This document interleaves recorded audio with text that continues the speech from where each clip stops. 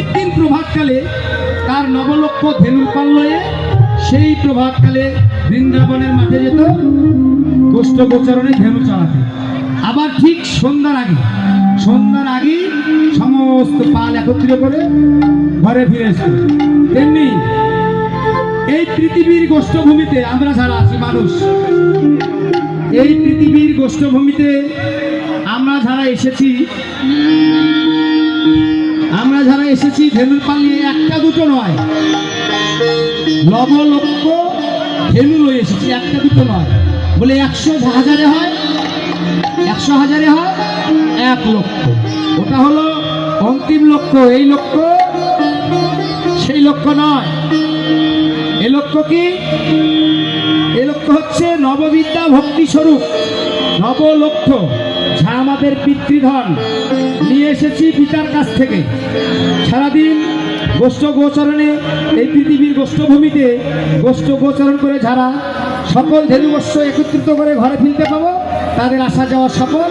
আর যারা ধেনু হারিয়ে ফিরেছি তাদের আসা যাওয়া শ্রী দামের লইয়া ফিরে খানা লইয়া আরে শ্রীরমনার ফিরে কানাই শ্রী দামের লইয়া শ্রী যমুনার কোলে লোলা যাইয়া আজ মাতামাতি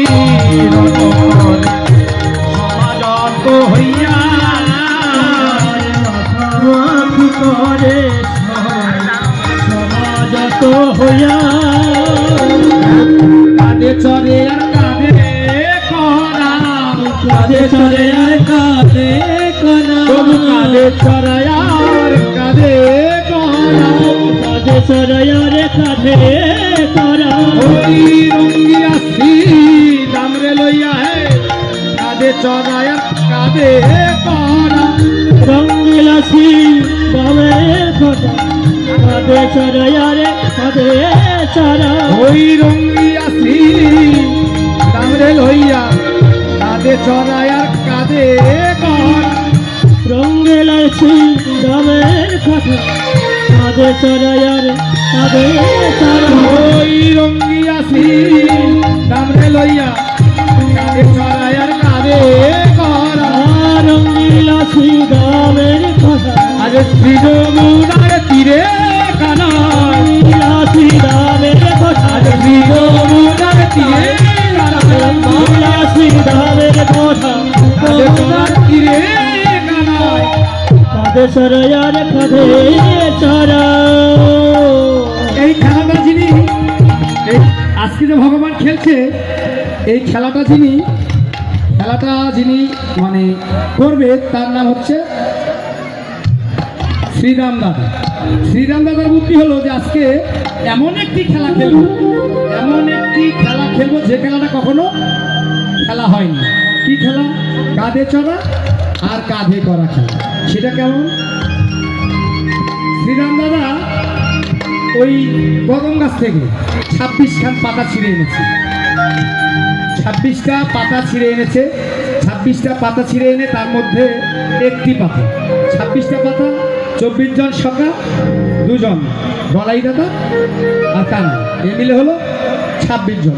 26টা পাতা এনে দিয়েছে, একটা পাতা ছিদ্র করে 26টা পাতাই ভগবানের হাতে দিয়েছে। অন্তর্যামী ভগবান অনাদিরাদি গোবিন্দ সর্বকারণের কারণ, তিনি সবই বুঝতে পারে। শ্রীরাম তোমার মনে আজ কি চিন্তা ভাবনা সে আমি জানি। শ্রীরাম মনে মনে চিন্তা করেছে যে আমরা এত ভাই কানাইকে হারে নিয়েছি, তার স্বাদটা আমাদের দেওয়া হয়েছে, কিন্তু ভাই কানাই কাঁধে চাপার স্বাদ আমরা কখনো পাই। তাই শ্রীরাম মনে মনে চিন্তা করেছে আজকে আমরা ভাই কানাই কাঁধে চলছে।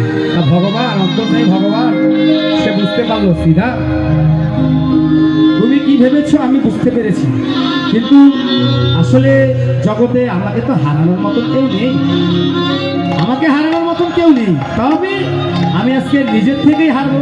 আমিও সারা জীবন ভক্তের কাঁধে চলেছি, কিন্তু ভক্তকে কাঁধে নিয়ে যে কি স্বাদ, সে স্বাদটা আমার কখনো পাওয়া হয়নি। তো একই 26টা পাতা সবার হাতে হাতে দিয়ে দিয়েছেন। সেরা পাতাটা ভগবান ইচ্ছা করে তার হাতে রেখে দিয়েছে, ওই ছেঁড়া পাতাটা রেখে দিয়েছে। তো সবার পাতা চেক হচ্ছে। শ্রীরাম, তোর পাতাটা দেখি, তোর পাতাটা দেখি, পাতা পাতা পাতা, হ্যাঁ পাতাটা, তোর পাতাটা দেখি, এটাও তো ভালো, তোর পাতাটা, এই পাতাও তো ভালো। তাহলে ছেঁড়া পাতাটা গেল কোথায়? ছেঁড়া পাতাটা গেল কোথায়? হ্যাঁ, সবাইকে তো চেক করা হলো, একজনকে ধরা নেই। কে? কানাই, ভগবান। কানাইকে ধরে, কানাই দেখি তোর পাতাটা দেখি। যখন কানাই পাতা দেখেছে কানাইয়ের হাতেই ছেঁড়া পাতাটা পড়েছে। সমস্ত ভক্ত কিন্তু খুশি হয়ে হাতে তালি দিয়ে হচ্ছে,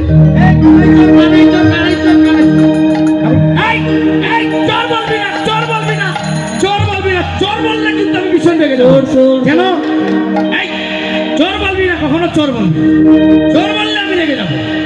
আমি কি আমার একার জন্য চুরি করি? হ্যাঁ, এই বৃন্দাবনে আমি, ভগবান একার জন্য চুরি করে বৃন্দাবনে? আমি একাই কখনো চুরি করে খেয়েছি? এই যত ননি দধি মাখন ছানা চুরি করি তোদেরকেই তো দিয়ে খাই। হ্যাঁ, তোরা আমাকে চোর বলিস? চোর বলবি না কখনো। এখন শোন, আমি খেলায় হেরেছি, এখন আমাকে শাস্তি পেতে হবে। আমি শাস্তির জন্য প্রস্তুত। আয় সবাই এক এক করে, সবাইকে এক এক করে বংশীবট থেকে জাবটি নিয়ে যাচ্ছে, আর ভগবান আসবে। শেষ ভাগে পড়ে গেছে শ্রীরাম সখা। শ্রীরাম সখা শেষ ভাগে পড়ে গেছে। যেই না শ্রীরাম সখা ভগবানের কাঁধে উঠেছে, ভগবান বলল, শ্রীরাম দাদা রে, চরণ বক্ষে দিলি, তবে একটা কেন দিলি? আর শ্রীরাম দাদা এমন ভাবে কায়দা করে বসেছে যে এইভাবে বসে না, এদিকে দু ঘাড়ে একটা ঘাড়, এদিকে পিছনে একটা পা, সামনে একটা। কিন্তু ভগবানের মনে আবেগ হলো, চরণ যখন দিলি তবে একটা কেন দিলি ভাই? ওই চরণটাও সামনে আগিয়ে দে, আমার এই নাপিত প্রাণটা শীতল করি ভাই। যখন কিনা শ্রীরাম ভগবানের বক্ষে দুটি চরণে দিয়েছে, হ্যাঁ, যখন চরণে দিয়েছে, এই যে ভগবান শ্রীরামকে ঘাড়ে নিয়ে এই যে ছুট ছুট ছুট ছুট বংশী বর্তমান থেকে ওই দিকে পর্যন্ত একদম ছুট লাগিয়েছে। যখন ছুট লাগিয়েছেন, শ্রীরাম বলছে, ওরে কানাই, ওরে ভাই আস্তে যা, আস্তে যা, আমি পড়ে যাব তো। ভগবান বলল, শ্রীরাম দাদা রে, এই জগতে আমি সবাইকে ধরি না, কিন্তু আমাকে যেজন ধরে, যেজন আমাকে ধরে, আমি তাকে এমন আস্তে পিষ্টে ধরি, তার আর কখনো পড়ে যাওয়ার ভয় থাকে না, আর কখনো জগতে পড়ে যাওয়ার ভয় থাকে না। তখন এদিকে কিছু দূর যেতে যেতে ওই শ্রীরামের চরণে 2 ফোঁটা জল পড়েছে। শ্রীরামের চরণে 2 ফোঁটা জল পড়েছে। হ্যাঁ, শ্রীরামের চোখে যখন 2 ফোঁটা জল পড়েছে, তখন শ্রীরাম খুঁজতেছে কি ব্যাপার। আকাশে পরিষ্কার, সকালও নয়, কুয়াশাও নয়, গাছেও ভেজা নয়, জল আসলো কই থেকে? জল আসলো কই থেকে? খুঁজতেছে, পাচ্ছে না। তখন শ্রীরাম মনে মনে ভাবলো, তাহলে বুঝি আমার ভাই কানাই, আমার ভাই কানাই বুঝি পাচ্ছে, আমার ভাই কানাই বুঝি কাঁদছে। যখন মুখটা মিস করে ভাই কানাই দেখছি অজর ধারা, অজর ধরো নয়নের জলে ভগবান বুঝে যাচ্ছে।